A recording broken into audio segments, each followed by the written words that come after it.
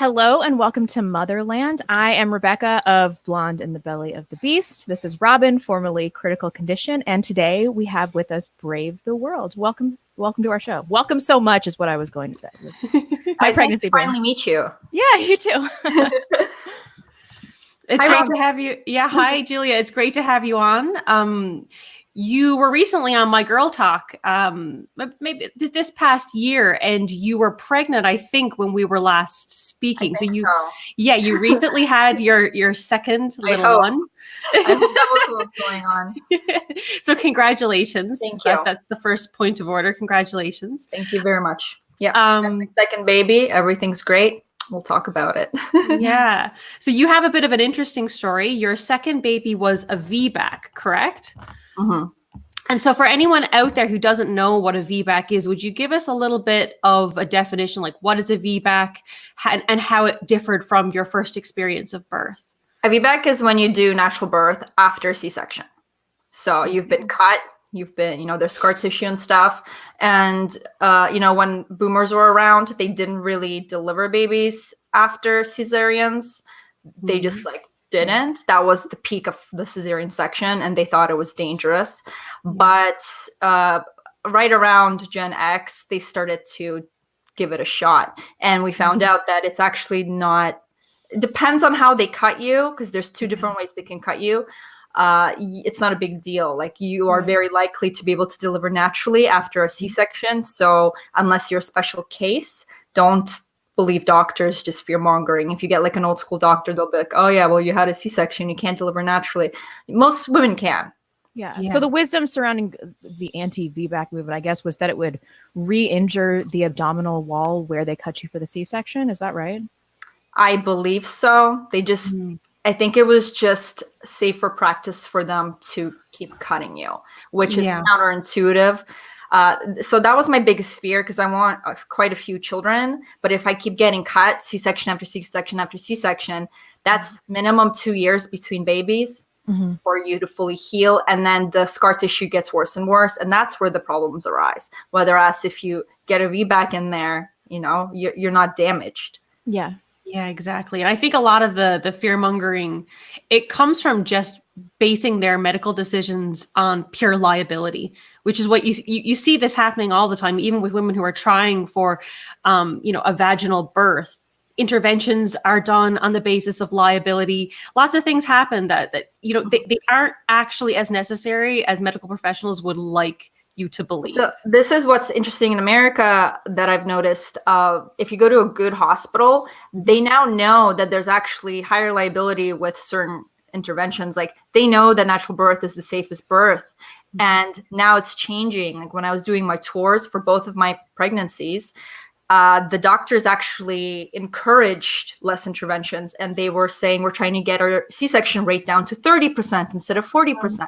And it was the public, the women that were on tour with me, that were like, when can I circumcise? When can I get my drugs? I want a scheduled C-section, please. So the medical industry is actually now coming back around, and women have to demand it as well. There was a small niche of women that started to demand this, and we need to get everyone on board so that we are accommodated to our needs instead of the other way around.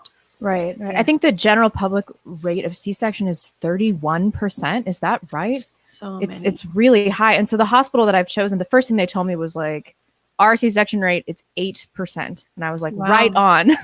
that is good enough that I feel comfortable doing this here.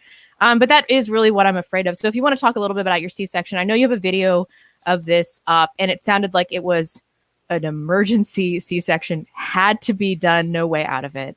If you want to tell us a little bit about your experience. I know that at least my biggest fear in giving birth, I don't want to have a C-section. Like, it's what I'm more afraid of than anything else. Well, okay. The video is very thorough. So anyone who wants to supplement what I'm saying now, it's called Natural Birth. We'll link it in the description of this video. There you go. Yeah. So I was like you. I wanted a natural birth. I prepped. I did not want a C-section whatsoever. But my baby wasn't churning, and I have 2 uterus, 2 cervix. So both of my uterus are small, and the baby has less room. So he was the first baby the uterus was not stretched out yet, and he didn't have space to churn. That's my theory. That's why he didn't. I was like icing his head and playing music down here like every day. Like he would not. And I just hoped last minute he would. And I get to the hospital and they're like, nope, baby's breech. We're cutting you. And you have to just let go of your fear in that moment. You just have to sigh and just trust the doctors and just have it done. And the C-section was a very odd experience. Like, it's not to make a pun of it, but it's an out-of-body experience. You're not really present. They put you in this room and it's like a spaceship. You feel like you're abducted, and there's these lights, and they make a barrier, and everyone's in full garb. I was scared of the epidural, but you honestly don't feel it. And then you can't feel anything, and it's really weird. And then you just feel them pulling and tugging at you. And my mother and I they had this reflective surface, and we could see them operating on me by you could see the reflective surface. Yeah. Was that accidental? You're not supposed to see that. Accidental. And my mom and I are like, oh, interesting. Oh, fascinating. Oh my God. My mom and I are like into that. But then the nurse notices us looking, and she like literally punches the light. So we can't, she like punches it so it swings away. We're like, oh, I don't get to see my son born now. Thanks. But so they pulled him out, and he was all tangled up in his cord as well. So at the end of the day, it was quite necessary. I know you can give birth with the cord, but because I had these stacked issues, I'm glad I had a C-section the first time. So then the second time, I was again hoping for natural birth, but I wasn't sure. And then literally everybody I saw, including my doula and all my doctors, were like, you have like a 90% chance of natural birth. So that was awesome. And I got to set my mind on it again. But I'm here to tell you, it's not that pleasant. It's the C-section is really odd, and you don't participate, and it's like someone's doing something to you. And I was so out of it on drugs, I couldn't really like acknowledge my baby properly. And then you pass out for 2 to 4 hours, and then you can like breastfeed him and all that. So that's a huge downside. I also had some other things after the C-section, like I had breastfeeding dysphoria. It's a thing. It's a hormonal issue where you feel clinically depressed every time your baby latches. That might be connected. It might have been random, but I just did not have a good postpartum experience. And that also has to do with the Canadian healthcare, but I won't rant about that here. With this natural birth, okay, so I planned a really, really big party. We just moved, and we did all this work to our yard, and we literally invited all our friends. We were having 40 people here. I smoked pounds and pounds of brisket and chicken, and it was a baby shower home warming combo. And she started coming 2 a.m. that night. Oh no. So I woke up full contractions like every 3 minutes. I'm like, okay, what did my doula say? Get in the bath and relax, or try to go back to sleep and do your, they tell you to labor at home. So the hospital, there's less risk of getting interventions pushed on you and infection, all that stuff. Yeah. Like, yeah, I'll just do that. No. I got in the bath. I felt awful because you can't just like lie down and recline in the bath. You're in horrible pain. But then squatting or being on all fours, you're just kind of cold. You're like in a hot bath, but your back is just cold. So I got out of there. I'm like, and wake up my husband. I'm like, take me to the hospital. Go back to sleep. We went to the hospital, and I was already 5 centimeters dilated. Like my contractions came on fast. Wow. So when you got to the hospital, how far apart were your contractions? Still 3 minutes. They started 3 minutes. And they started at 3 minutes. I woke up and my contractions were every 3 minutes, hyper intense. So like, I know some women, they go get a burrito, they take a walk around the park, they feed their dog, and then they go to the hospital and give birth. No, my body was like, we're having this baby. So I'm in the hospital, and they're having trouble also figuring out how open I am. So in my plan, I have my birth plan, right? And it says like, don't put your fingers in me more than you need to, because that introduces infections, right? Yes. And then I'm like, no, please check me, because I'm like ready. I'm ready to push. And they're like, nah, you're not 9 you're not what is it, 8 centimeters? You're not 8 centimeters yet. You're not ready. And I kept making noises that let the staff know that I really need to push this baby out now. And by 9 a.m., I must have been, 9 centimeters dilated and ready to go. And the doctor was like, let's try. And leading up to this point, the only position I could do anything in was hunched over, like just hunched over, holding onto the handicap rail on the toilet, because everything else sucked. Squatting sucked, walking sucked. Everything was horrific. The pain, the way I describe the pain is, it is so horrifying. That nature makes it so horrifying that you want to push a giant baby out of your canal into the world while ripping apart. Like, that part feels good. And it did. They put me on my back, and your body and your mind goes, here we go. And everything slows down. And I held my husband's hand, and my 4-year-old son is here the whole time, by the way, cheering me on and acting insane and loopy because he's not sleeping. So he's like on a desk looking over me at my right side, and my doula and my doctors are on my left side. Well, my doctor's in front of my vagina, obviously. And then my doula's on the other side, and I'm just holding them, and I'm in full, they did the stirrups thing. And you think you don't want that, but you want it. You want the stirrup. Well, I did. I'm sorry. Maybe for you guys, it'll be better to squat, but I did the whole, don't do any of this stuff. And I did all that stuff, and it worked for me. So just whatever works for you.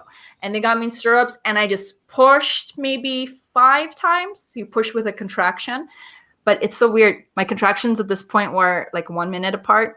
And then when I laid back to push, they slowed down to being 3-4 minutes apart again. And I'm like, why are they gone? I want them. I need this baby out. But your body is so intelligent. It's giving you space to breathe, because it's labor. It's such hard work. It's insane. It's like running and running and running and running all day with no sleep. And so every 4 or 5 minutes, my body's letting me breathe between the pushing, and I breathe and I breathe and I breathe and I push. And it took maybe 15 minutes. Wow. And it's so odd, because you have this giant stomach you've had for a few months, and then you push and your stomach disappears. And it's like, where did it go? Because nothing, you don't get bigger anywhere else. It goes down. But your stomach is deflates, and you're looking at yourself, and it's just totally surreal. And then the next push, I saw her hair and ear, and I was like, oh my God, I'm actually doing this. This was all worth it. Girls, oh my God, the pain. My husband with me, everyone thought he was a religious zealot, because at one point, I don't remember this because I was so tunnel visioned.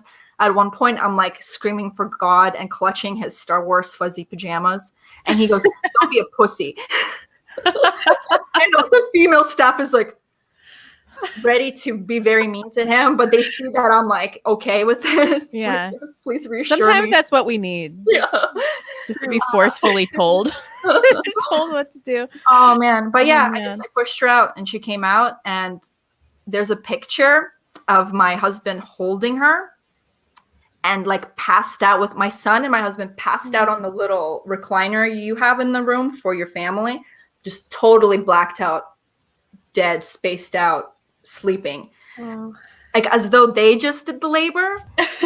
And then I'm on the bed, wide awake, really angry, because I'm so full of adrenaline, and I just feel so confused and bewildered, and I want to be proud of myself, but I'm just kind of mad because it hurts so much. Oh man.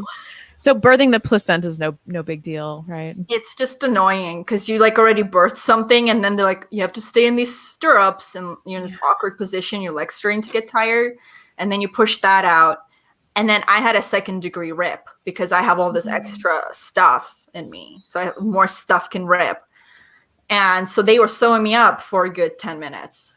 So you're done with the pain, and then you get this new kind of pain and discomfort. And I was just so done. I'm like, please stop doing things to me. my private area. Like, Yeah. let me. Yeah.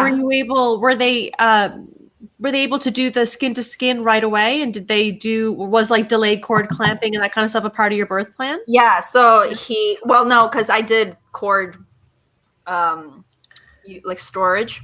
So you can't do delay. You have to pick one or the other. Mm-hmm. So my husband got to cut the cord, and then they took her because she swallowed a little bit of mucus. So they just cleared her lungs and stuff, or they made sure it wasn't in her lungs. And then they put her on my tummy, and she did the tummy thing and found my boob. Like, this is a 5-minute-old baby, and it lifts its head and goes and gets on there. It was really, really neat. Yeah. So you can, that's definitely a thing you should do. That's amazing. And what was your reason for doing? So I've never heard of the cord thing that you were just mentioning there. Yeah, so what's the difference between? So you go to a company and you pay them loads of money, and they come and collect your cord blood and tissue, depending what you pick. And then if your kid gets leukemia or you get leukemia, the mother, you have these stem cells that will help you not die. Interesting. It's not just leukemia. That's one of the most common things. It's for other diseases as well and sicknesses. So it's just kind of an insurance plan. Very interesting. I'm definitely going to look into that. So if you were to compare both of your birth experiences, is it fair to say that you preferred one or the other, or are they just so totally different that it's not really? Even though the pain was so horrific, it's worth doing it. Like, they're not getting the drugs, right? So that's the whole thing. If you get your epidural, the baby gets the drugs. There's loads of things associated with that. Like, do your own research and make the judgment call for yourself. And also, there's a huge correlation between epidural and getting a C-section, because you can't feel anything. You can feel, even if they taper it off, you feel less. And there's just, I think it's like a 30% higher chance of C-section if you go pain-free. You're just, because you're not in tune with your body. You can't tell them what's happening. You don't know what's happening, and then they'll just make decisions for you. So if you do give in and take an epidural, I really suggest having a doula or a midwife with you to kind of keep you on track. But honestly, like, do natural birth with no pain meds at least once. I'm not going to be here. I'm not going to be here like lecturing women to go through this horrendous pain. That's their choice. But we are women, and it's part of our experience. And maybe just at least once, just kind of maybe in solidarity with everyone in the past, go through a horrendous amount of pain and see what it's like. And then you'll know if you want to do that again, or if it's not worth it to you. And I have friends they've done natural birth, no drugs, twice. And one of them had a really long labor with complications, and she still pushed through it. So when I complain about it, she's like, but it's worth it, Julia, but it's worth it. You got this beautiful baby, and you didn't, introduce anything negative to the baby's experience. And I'm like, I know. It hurts so much. So we'll see what I decide next time. We'll see. Right. I'm lucky because my labor was only like 7 hours. Wow, that's very short. Yeah, it's very short. So maybe, like, if I get to the hospital next time and I'm more than 5 centimeters dilated, I might just push through it and do a natural no drugs again, because that's a really quick labor. And most women's labor gets even faster. So like, if I have a 5-hour labor instead of 7-hour labor, that's a huge improvement for me. I can maybe tolerate that amount of pain again. We'll see. Yeah. Right. And so what was the recovery like in comparison from a C-section to a VBAC? It's better. Yeah. It's shorter, even if you rip. So I had a 2nd-degree rip. That's pretty brutal. And I was still, like, I could get up and walk by day 3 without being super, super in pain. C-sections, you can't even lift yourself out of bed without help for at least a month. So you're like crippled. It's not pleasant. Brutal. But I don't want to diminish the birth injury rate with natural birth. A lot of women suffer birth injuries and they don't even realize how severe they are until they go for a jog too early and they just rip open again. So do not take it lightly. Like, it is a major bodily event. It's not all of this stuff. Oh, women are made for it, blah, blah, blah. Yeah, men are made for hunting. That doesn't mean the boar can't kill them. It's a really, really difficult process, and women did die from it often enough. So I wouldn't take that attitude with it. It's still a very serious thing that you're doing.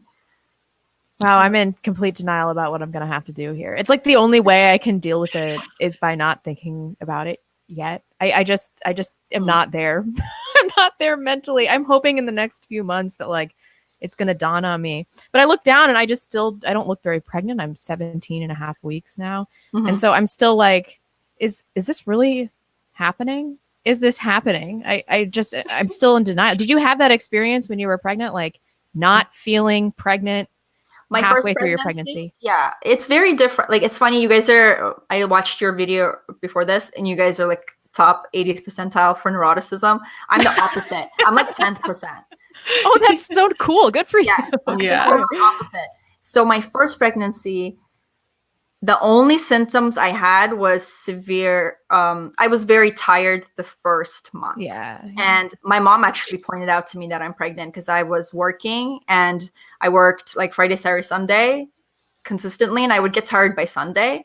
And on Friday, like 7 p.m., I was exhausted. And my mom's like, "You're pregnant." I'm like, "What are you talking about?" She's like, this was before I even missed my period, okay?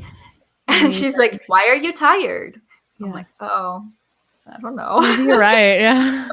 So, but after that month, I felt amazing. I felt better than when I wasn't pregnant. It was a really odd feeling. I didn't have nausea. I didn't have any food things, nothing. Boo.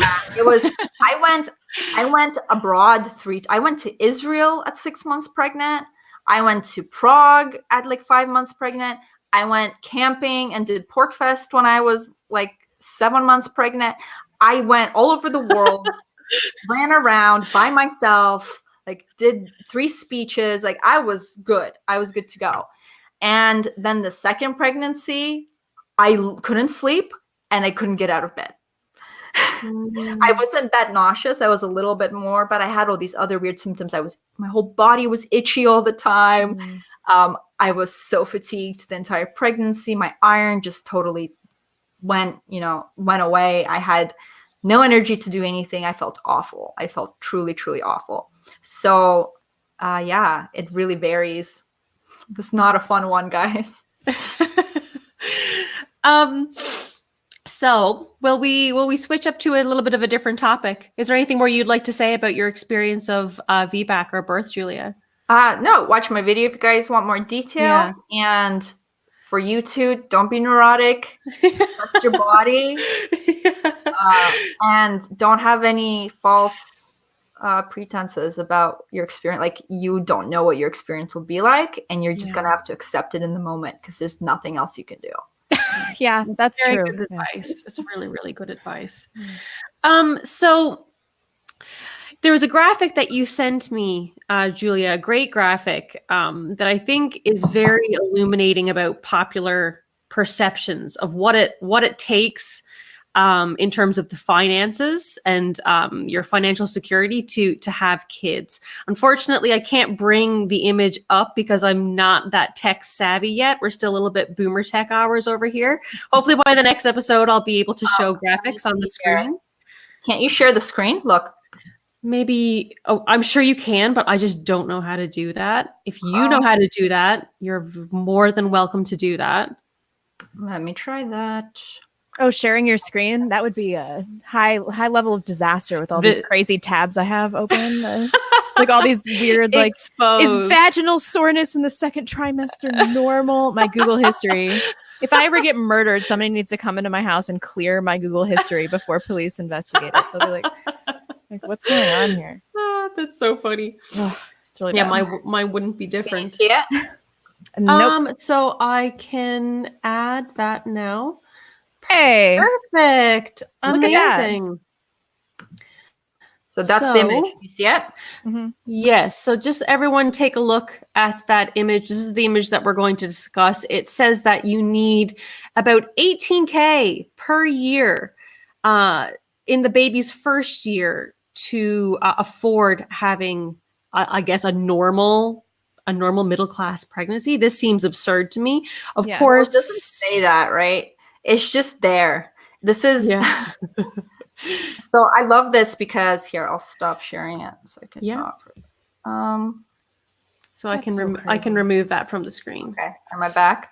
Yeah, you're back. All right. So this is for the eggshell moms, right? For moms, eggshell moms with money to scare them to never have children, because they can't afford their wine and vacations if they follow this chart. And it's, first of all, it does depend where you live, but some of the most ludicrous things on here. Here, I'll share it again. Let's go through this. I actually think that daycare is probably more expensive than that. So yeah, let's go backwards. So daycare in San Francisco, way more expensive. Yeah.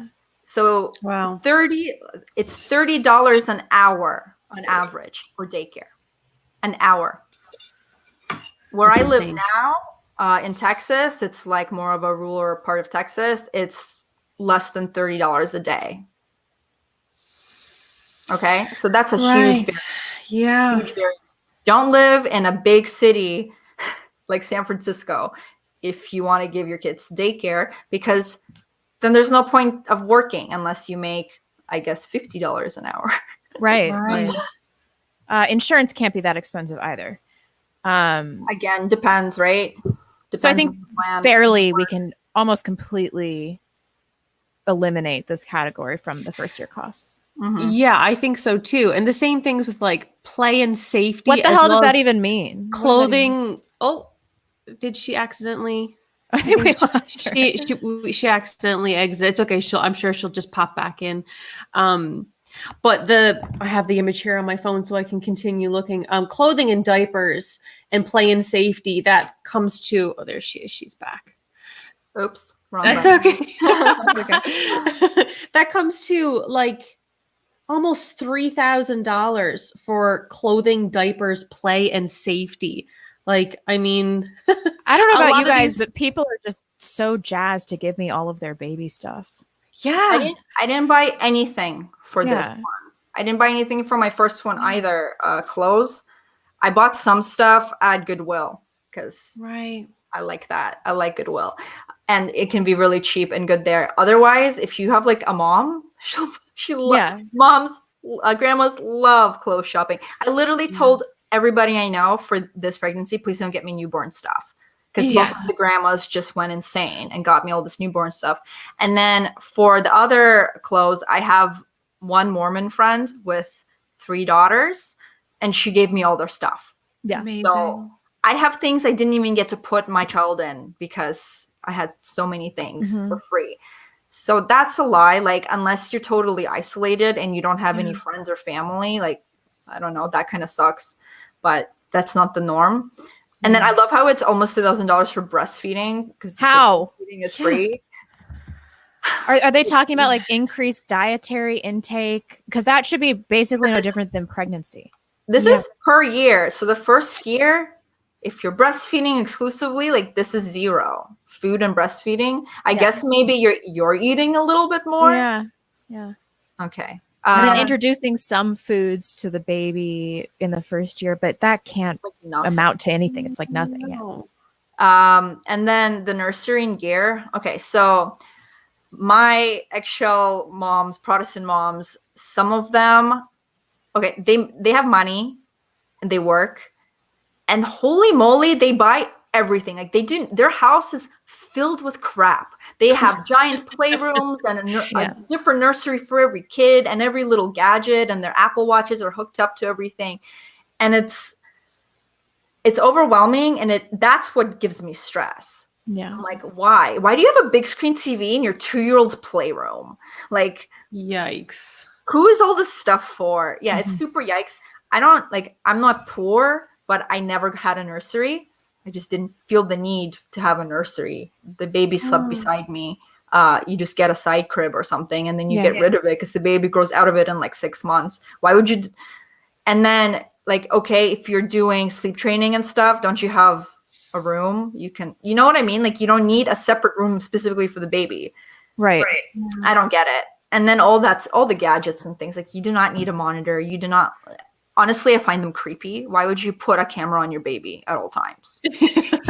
And then the ones that are just sound are like $20. So yeah, that's really reassuring to hear, because I'm now in the final stretch of my pregnancy, and I've been kind of putting off getting certain things because I'm bouncing back and forth between these are your newborn essential things that you definitely need, and then YouTube videos that are like, these are all the newborn essential things that I never use. And I'm just like ping-ponging back and forth between these two perspectives, and I just don't know what I really what I actually need to get, you know. Well, let's talk about what's truly essential. Yeah, I would love that, actually. Guys, I have a good video that I wrote down things the second week that I brought the baby home, because it was fresh in my mind. I'm like, what am I actually using and what do I wish I had? And I made a video about that too. And it's like, oh, nice. My most recent video. It's called Newborn is Here, Things to Have on Your Bed. So you really do not need much. Your baby just needs your boob, and then the rest is for your comfort. Right. Okay. Let's talk about like the first year. I mean, you're definitely going to need a car seat, obviously. So that's absolutely essential. A Moby wrap. Get strollers used. Okay. So many underpriced good strollers that are sold on Craigslist. Why would you get a new stroller? There's no reason for it. So I had both of the strollers I got used off Craigslist, and they've lasted me forever. Like they're still fine. Okay. And also there's less retardants on all that stuff if you get it used. Retardant is a chemical. It's an anti-inflammatory chemical, and it causes cancer and retardation, ironically. So if you get, like, especially when you open a new car seat and you get that smell, that's like, touch it. When you get a new car seat, touch it, go like this, and you'll get this nasty film on your hand that you can smell and feel. It's like kind of slick. It's doused in that stuff. It's like, I'm sorry, if my car explodes and is on fire, my baby's going to die from being in there and from the inhalation, not because her car seat's on fire. Like that's the last thing that would happen. Same with like baby clothes and stuff. So I do suggest trying to go for used baby clothes because it does wash out, or like something organic like Burt's Bees. So the thing is with car seats is they have expiration dates. So getting them used, like if you do that, make sure it's like only a year old or 2 years old. Right, because I've heard they have like, normally it's like a 5-year life. Yeah, well, it's just to make money and like, so people don't use them indefinitely when they're busted or something. But it's kind of like a money grab. But you can still get them used because a lot of people have their last kid and they get rid of it. Right. Yeah. And what's your take on rocking chair or mechanical swing? I think I know what you feel about the mechanical swings already. I refuse to let a robot rock my kid. It's just way too, no thanks. No. I will rock my child. Did you use a rocking chair for your little ones? I have I think it's a Baby Bjorn. I don't know what it is. I can let you know later. But it's like, it's a chair on a spring. Yeah. Like this. Yeah. On that angle. And it just uses the baby's own kicking movements to rock it. And then the baby will associate her moving and kicking around and being physical with her getting rocked. So it's a nice loop for them. They can start to associate like a positive reinforcement that they can cause. And it's pretty easy to just rock it with your foot. If you're like trying to get your meal in and she's being fussy, you just put her in there and rock her with your foot. You don't need a robot to do it. Yeah. What about pumping? Did you do that at all? Yes, I do that. So pumping is tricky because depends on what your milk supply is like. I have a lot of milk the first 2 months. So pumping is kind of shitty for me because it makes even more milk. So this time I tried to pump just a little bit just to relieve the tension of my boobs because breastfeeding hurts so much. Oh yeah, you give natural birth and you're like, oh, it's done, and then you have to breastfeed, and then you're crying for a month because it's so painful. Good luck. Prepare yourself. It's like it gets so much. By the 3rd month, you're like, whatever, boob. But the first 2 months, oh my God, it's like fire. It's a gasoline in your boobs, like, and then someone lights them. That's how it feels, like coming into your I'm sorry, it is what it is. Yeah, that's how it feels. And then the nipple stuff, I'm not even gonna go there. That's really painful too. I've heard some horror stories for sure about breastfeeding. I'm They'll really have a pump. Have a little hand pump. Yeah. Also, because the first week you might need to just pump a little because you need your boobs to have a rest. And from what I've heard, you can introduce the bottle a little bit, like by the 2nd week, and they won't have aversions to the boob. And I had to do that just because I was in so much pain. So I gave myself like a couple hours rest and gave her the bottle a few times. So as long as you don't make it a habit and you pump minimally, it's okay. And then when you're getting into the 2nd, 3rd month, if you want to have any life whatsoever, I would start to pump out your extra milk. Like after she eats, just finish pumping your milk. It also helps with not getting clogged ducts if you do that, especially at the start. Get all your milk out and freeze it. And then if you want to go see a movie, you can leave your baby with the husband and she'll have some milk and it's no big deal. Right. It's a great idea. And the one that you recommended, it was really good value. It wasn't one of these kind of like electronic. Yeah, those don't work for me. Some women love them. It really depends on who you are. Some women. So you exclusively used a hand pump? I only use a hand pump. There's one that is, it's in my list. If you link that article that I did. I will, yeah. Haka, it's called the Haka, and you just like attach it to your boob and you don't even pump it. It just catches the milk that's already leaking out, like while you're breastfeeding. Because when they latch, you get your let, and then just milk is just squirting everywhere. So you can catch it with the Haka. But then I use an Avent breast pump, and then I use their bottle system as well. So you kind of have to have brand allegiance. So you just pick a brand and you kind of stick with it because they don't really work of course they don't, because they want to make money, but right. Yeah. But I like my Avent pump. It's fine. Okay. One more thing on the cost of kids. There's also the idea that to be a stay-at-home mom, this is like some sort of privileged, very out of reach for the regular person lifestyle to be a stay-at-home mom. I don't really, I'm not there yet, but I feel like there's a lot of problems with this idea. You're kind of like living that. So what's your take on the idea that to be a stay-at-home mom, you need to have loads of money, or you need to be rich, or it's this privileged kind of lifestyle? It's definitely nicer if you do have money. But if you don't, or if you're just normal, like your husband makes a normal living, let's say $80K a year, okay?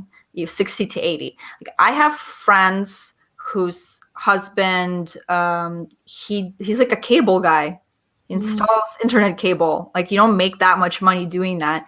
And they bought a new development outside of the city, and their house is already tripled in value because they bought while there was construction around them. So they get a huge house, they can grow into the house, and they have a family. They're on their 2nd baby, and she stays at home. Like it's doable. They're not like struggling. I know them very well. They're not struggling. Yeah. And my Mormon friend, she has 4 kids. Husband works for Apple. He's paid well, but not like amazing. He's just a developer there, and it's 4 kids. Again, just buy outside the city.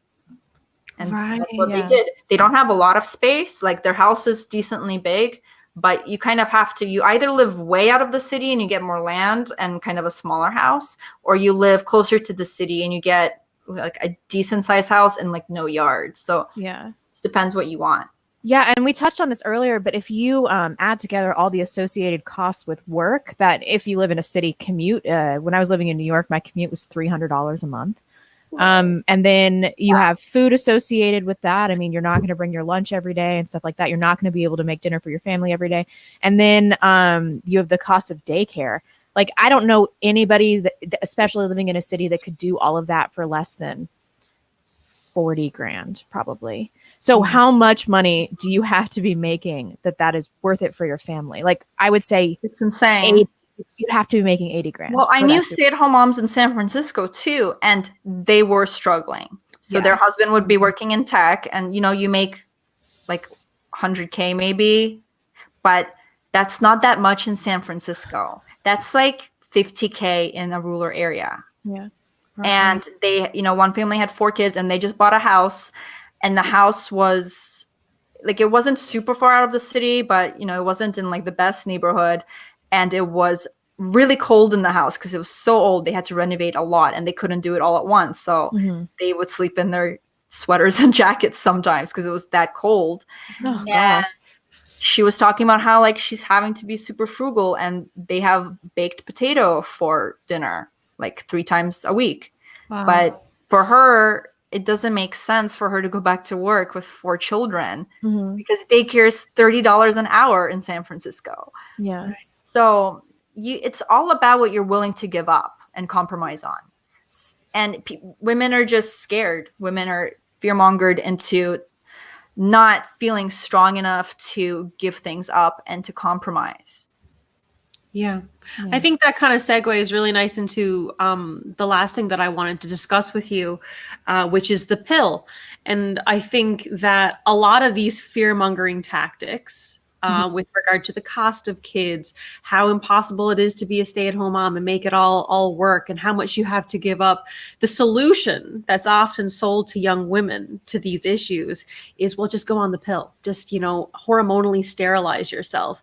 And you have a lot of knowledge and a lot of really good takes on this topic. So I was wondering if you could let us know, why do you think hormonal contraception is maybe not the best option for young women out there right now? Yeah, sure. So basically, my biggest issue with hormonal contraception is that women are not informed, and to be more accurate, little girls are not informed, because it's little girls that are getting prescribed this between the ages of 12 and 16 en masse.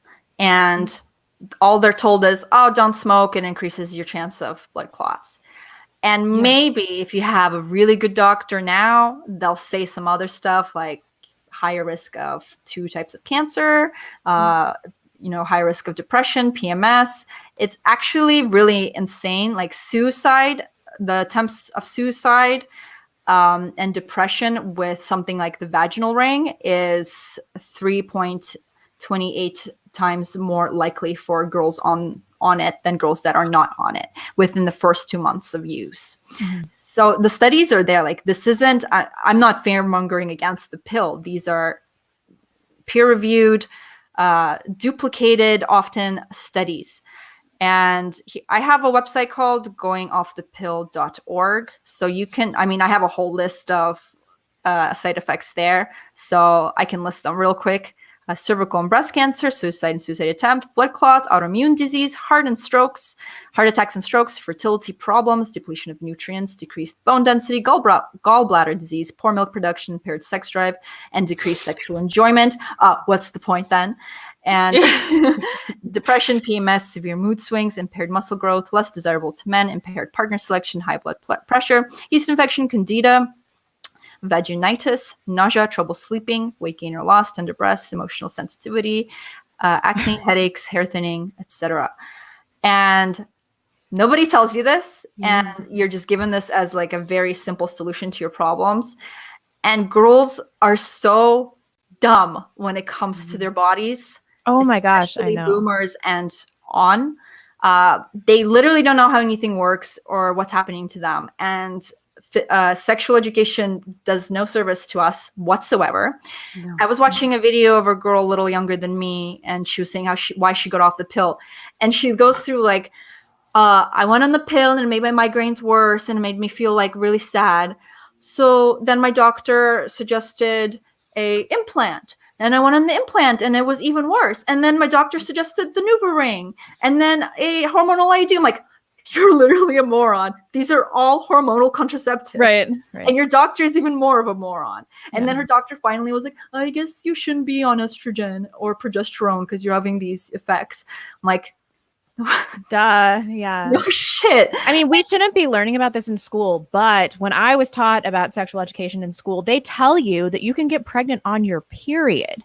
They told me that. And I was like, oh my God. And so I didn't know anything Really about rare. my body. It's crazy. Really- Even when I was trying to get pregnant, what they don't tell you, and I understand why they don't tell teenagers this, is that withdrawal is an extremely effective method of contraception. 96%. 96%. It's only 2% less effective annually than condom use if done perfectly. So I dug into the studies because they say with perfect use, you're going to have a 4% failure rate having sex twice a week with withdrawal.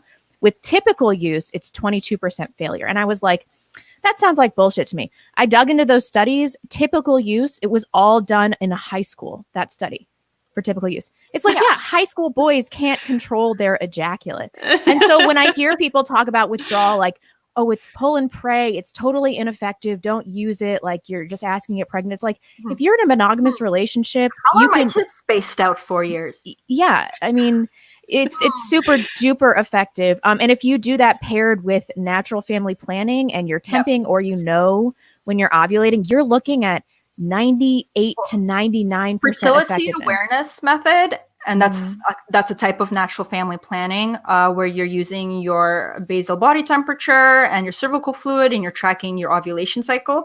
That is 99.6% effective. That's as effective as the pill.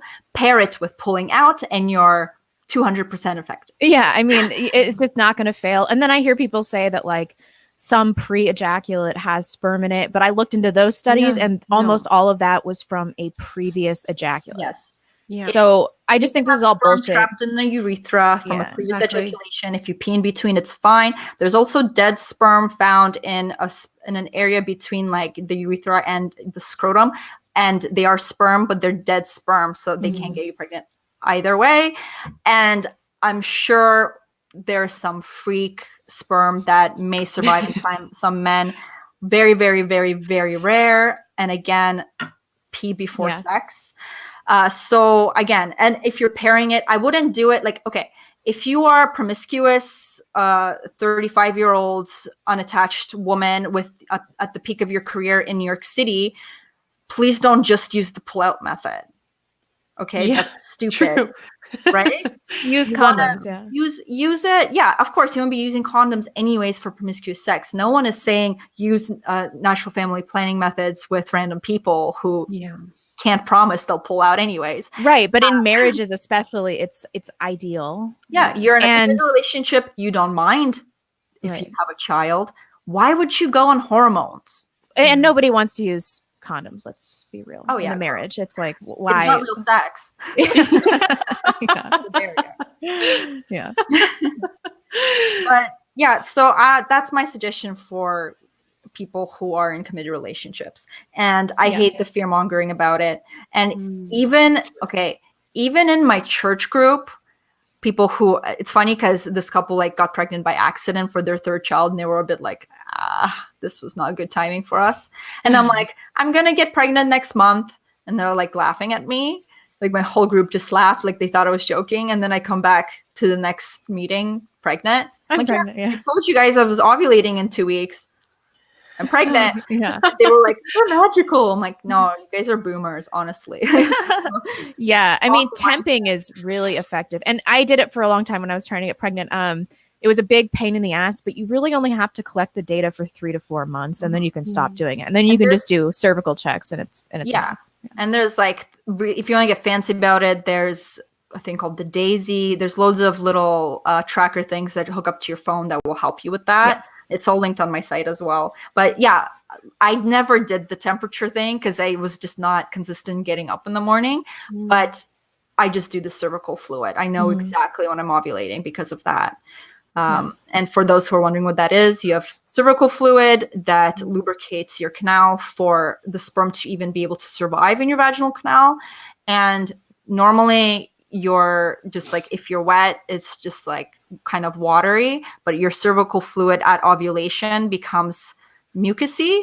So like it's like egg white. So if you touch yourself and then go like this, you'll get this thin line of mucus and you're fertile. There you go. It's one of the biggest indicators. Yeah. And the last day of that. Oh, I'm sorry. No, it's okay. Go ahead. The last day of that is the day that you probably ovulate, maybe the day after, but typically the last day of fertile cervical mucus is the day you ovulate. So it's not great for like knowing when you ovulate until after the fact, but you do get the entire window, which is the benefit of cervical mucus check. And I feel so bad for women who are trying to get pregnant and who don't know any of this stuff. Yes. There's a book called Taking Back Your Fertility, I believe. Taking Charge of Your Fertility. Taking Charge, yeah. It's really good. It's an amazing book, and that's all my knowledge just comes from that. And she's an OBGYN, and she fought the battle against asshole boomer doctors that were like, women are stupid, they don't know their bodies. How can they possibly know when to get pregnant? And that was still like that. Like, I've mentioned this to every single doctor I've had, and like, what birth control are you on? I'm like, natural family planning. They're like, but then when I'm pregnant and I go back to them and I tell them the day of my conception, and then I get my ultrasound and they're like, oh, I guess you know what you're talking about. I'm like, yeah, I didn't need a degree either. Yeah, really.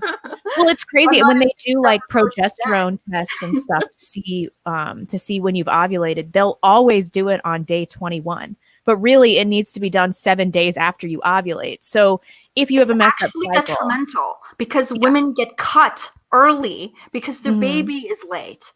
Right. Like, no, my baby's on time. It's late by your stupid calculation. Right. Women are actually induced and cut because of the stupid way of calculating it. Yeah, that's definitely true. I should mention, though, that if you have PCOS, typically natural family planning is going to be more difficult for you because you get multiple patches of cervical mucus and you have an irregular cycle. So in that instance, temping will help, but cervical mucus checking might not be super beneficial. It's interesting you bring up PCOS. I was actually doing a little bit of reading about the fact that PCOS is on the rise right now in North America. It's roughly 1 in 10 women suffer from PCOS. And I think PCOS can be kind of an umbrella diagnosis. It can kind of be given to women for a variety of different symptoms and hormonal disorders. But one of the most interesting things that I found from the article, and I'm not sure if you've heard anything about this, Julia, but that the second most common cause of PCOS is long-term use of hormonal birth control and contraception. Oh, great. If you have a link to the study, I'll put it on my site.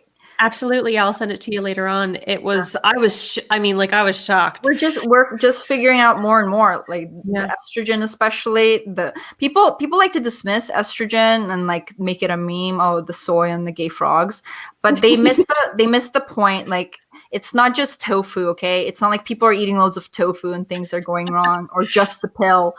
It's an accumulation of it in our environment and water in the water. Yeah. If you're pregnant, please get a water filtration system. You don't want any of that stuff that runs off into the system in your system. And you also want to get it against other harmful things. So like fluoride, you do not want be drinking fluoridated water when you're pregnant. True. I'm really lucky where I live. They don't fluoridate the water. But I need to. I've heard good things about the Berkey. It's really expensive though. Do you? I have it in every home. Yeah. Really? Get the big one though. Don't get the dinky little one. It's too annoying because it's a gravity filter, so you have to fill it up. Right. It's expensive because you're in Canada. Sorry. Yeah. So you got to go through like a Canadian reshipper basically. But I love it. I've been using it. Maybe I'll look into it. It's a bit late now in the game, but I think we have pretty good water up here where I am, but probably worth investing in. I mean, where you are, you probably have really nice water.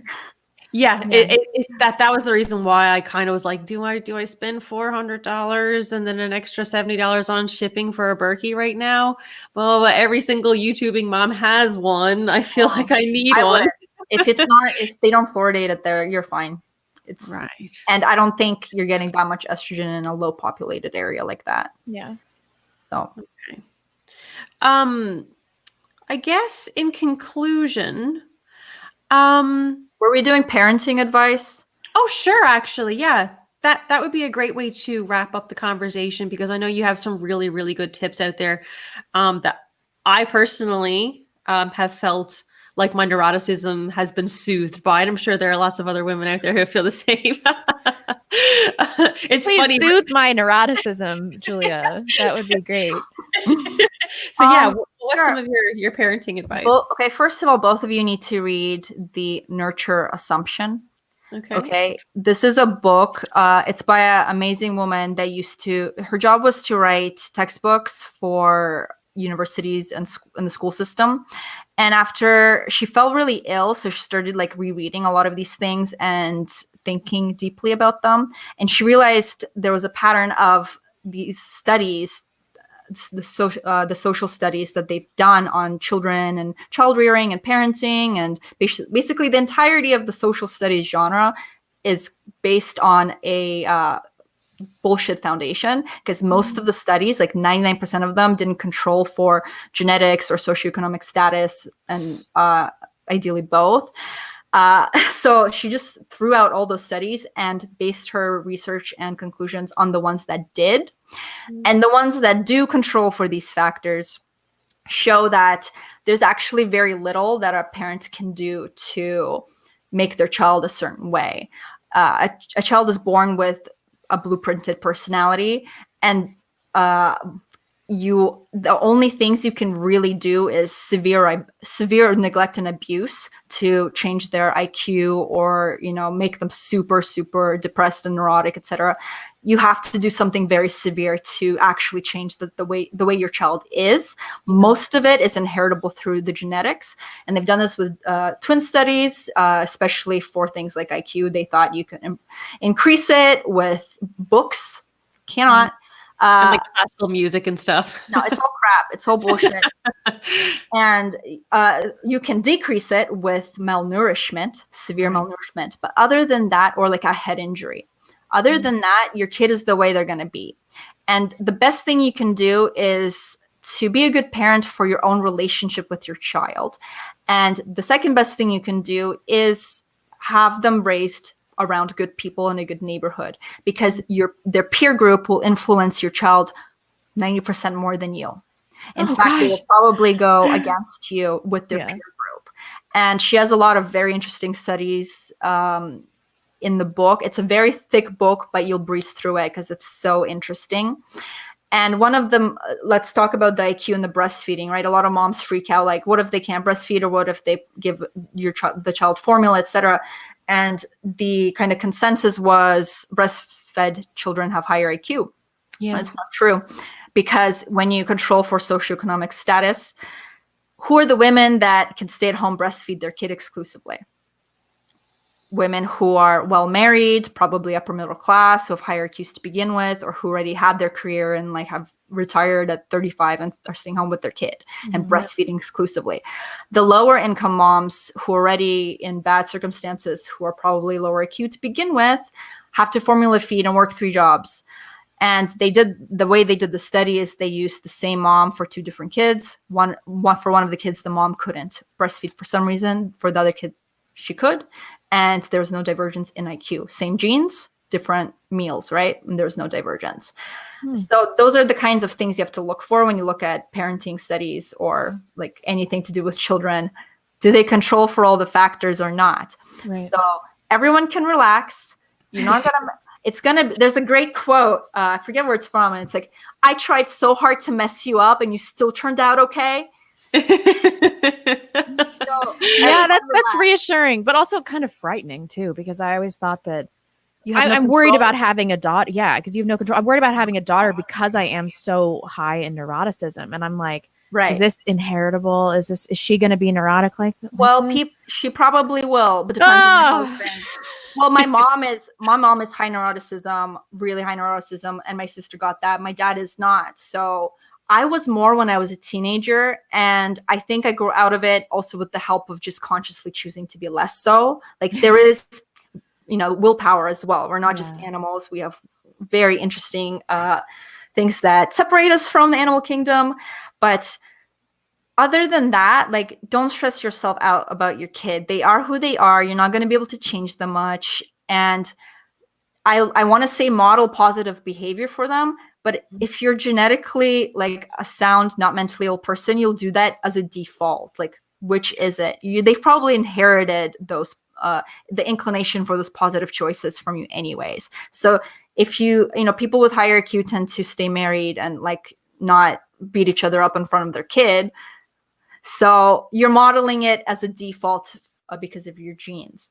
Yeah. But if for advice that'll make your life easier, don't cut corners. I have a video called Low Time Preference Parenting, and it talks about like a lot of corners people cut. So I'll go through like the top 3: picky eaters, and of course cleaning up and screen time. So picky eaters are not born, they are made. That is one thing that you can influence your kid because it's a habitual thing, right? Mm-hmm. So of course you can have a kid that doesn't like textures and certain tastes, but they will generally eat most of the food that you eat. Unless you give them the option, they will of course go for sugar and carbs, which is sugar. So I don't really want to hear it. My kid only will eat bologna sandwiches and goldfish because that's you. You did that. You bought them that.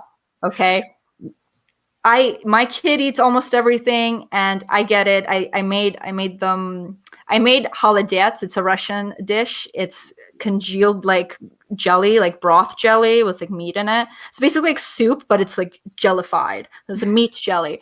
And my husband was like, it's good, but I don't want to eat it. And then my son was like, Mama, this is the worst thing you've ever made. Can you please make soup next time?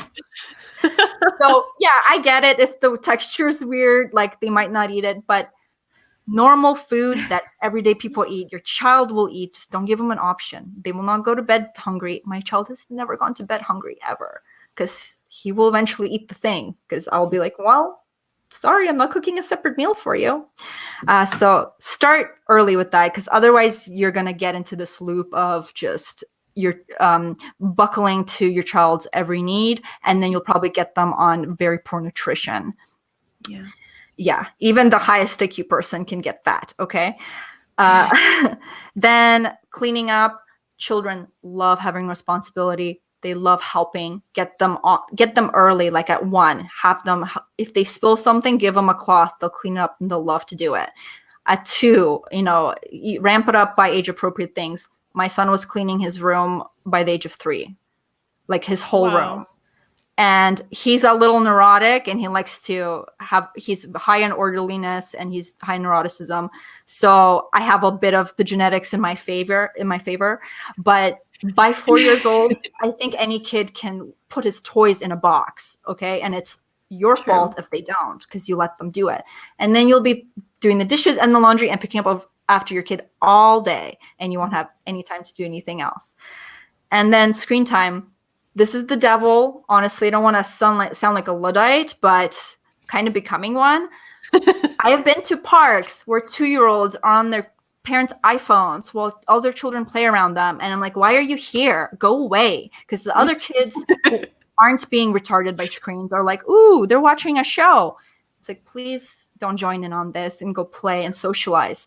It makes you antisocial. Kids don't make eye contact and learn to mimic emotion from other kids and their family because you need to develop that mirror neuron brain function. So especially for boys who are lower in empathy anyways, like if their face is in the screen 80% of the time, they're going to be sociopaths. They're not going to mirror those neurons. They're not going to develop empathy. And I've seen this happen with a girl. She was on her screen so much, she literally had no empathy by like age 3. She would see something negative happen and not react and go back to her screen. Like it was, I'm waiting for the studies to come out, and they have shown a delay in development for children who got more than the recommended screen time at the age of 2 than children that didn't get any screen time. Yeah, doesn't Mark Zuckerberg or one of these guys like all of severely limits all of them, all the Apple guys, all the Google guys, all the top CEOs of these tech companies, they do not allow the phones on in the home. Right. Like, I'm not even talking like, oh, they're allowing an hour a day. Like, no screen time for kids. And I get it. Sometimes you need to shower and your kid is being really hard-headed. Fine. Put on a show, half an hour. Make sure you've seen that show. Make sure it's not on YouTube. Make sure it's a controlled thing. And make sure they know they're getting half an hour and that's it. And don't buckle to more, because you start to buckle and then they'll expect it. They'll take advantage of that. Use it as a tool for like a last resort. Like, you're on a plane, fine. They can watch a 4 hours of movies or something. Everyone hates being on planes. It sucks. Like, I get it. But every day at home, I wouldn't give my kid more than an hour, and not before the age of 3. And I think even an hour for like a 3-year-old is too much. Yeah. Yeah. Okay, well, those are great pieces of advice. Yeah, definitely. Good luck. Do you have any sort of final statements on any of the things that we've talked about, or maybe you want to like let people know what kind of content you make over on your YouTube channel? I'm sure it's very obvious to everyone watching that you're a wealth of knowledge on everything motherhood and pregnancy related. But is there anything you want to let the people out there know, just to lure them over a little bit further? Honestly, I'll quote my mom, and I'll say, your mind panics, but your hands work. So don't dig yourself into a hole where you're imagining all these situations that you can't cope with. You will cope with it. God made you strong. You will be okay. And don't get fixated on like material things. The most important things for your kids and family is you, and being present and in the moment with them. And don't get sidetracked on, oh my God, can I afford this? Can I afford that? The world will be completely different in 20 years. Don't stress about it. Love your children, and try to enjoy this very limited time you have with them.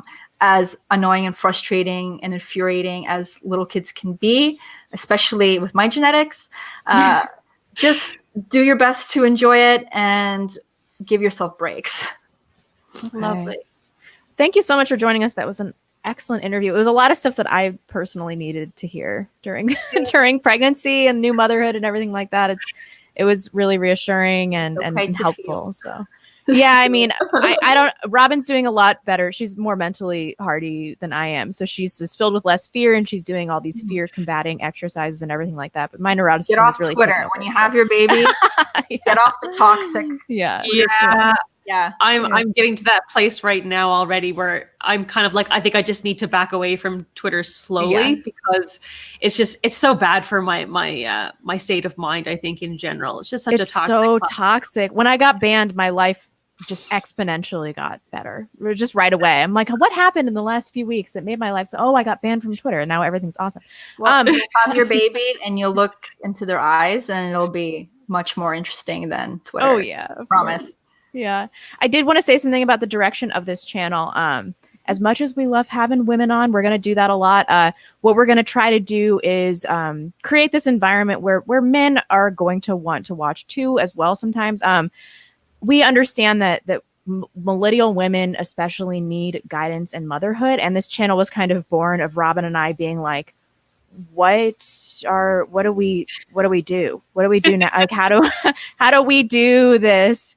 But also I know a lot of millennial men that are kind of feeling the same way. And so I didn't want this to be exclusively a channel where we just interviewed moms or anything like that. So we're going to have some new dads on in the coming months.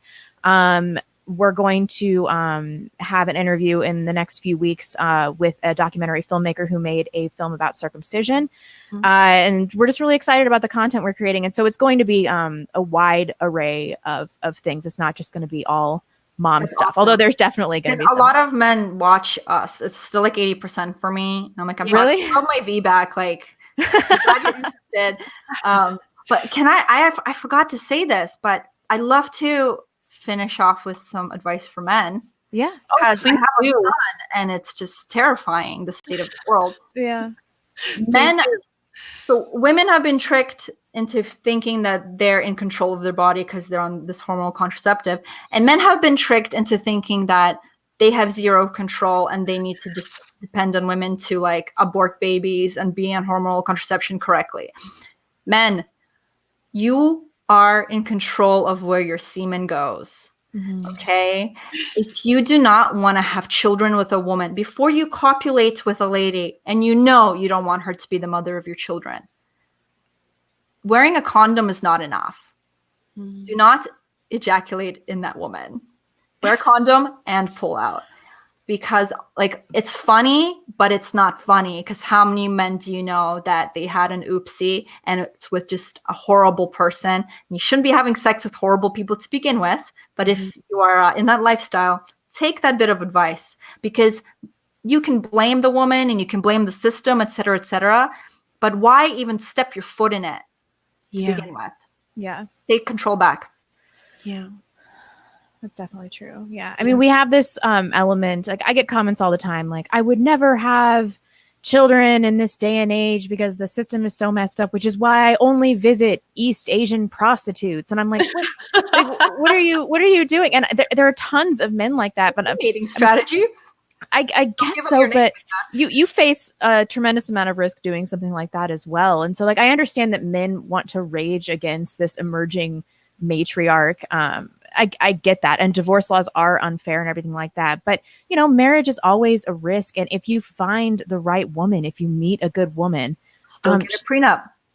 Stop complaining. Get a prenup if that's what you want to do. But, you know, there's an element of trust on both sides, like especially getting pregnant. Like this is a vulnerable time in my life and I'm relying on my husband to be a good man. And there are just costs associated with marriage on both sides. And so, you know, if you find the right person that you trust, you don't have to worry about that. Like, you just don't. So I understand where men are coming from. I don't want to be like super critical of them, but I don't think it's a legitimate lifestyle to like refuse to marry your girlfriend of 14 years and then on the side see hookers. Like that's, don't do that. Yeah. I don't think they're with a good woman to begin with then, because either they're not a strong man or they're not really with a good woman. And that's fine. Yeah. Just don't make excuses. Just say you don't want kids and be upfront about it. Yeah. And then let her find somebody else. I mean, stop wasting her time. Exactly. Right. Well, anybody on that note, yeah. Anybody who would like to see more of Julia's fantastic content, you can find her on her YouTube channel, Brave the World. There will be links to all of her social media down below, as well as a few links to relevant videos that we mentioned during this chat, and her website. What is it again? Can you remind me what the website? So my website that will have links to everything is bravetheworld.com, and then goingoffthepill.org is what we mentioned. And then my Twitter, @bravetheworld, if you just want to have fun. Absolutely. Okay. Well, thank you so much, Julia, for joining us. It was such a pleasure, and I hope that we can have you back on sometime. Yeah. Yeah, it was awesome. Thanks. Bye, guys. Bye.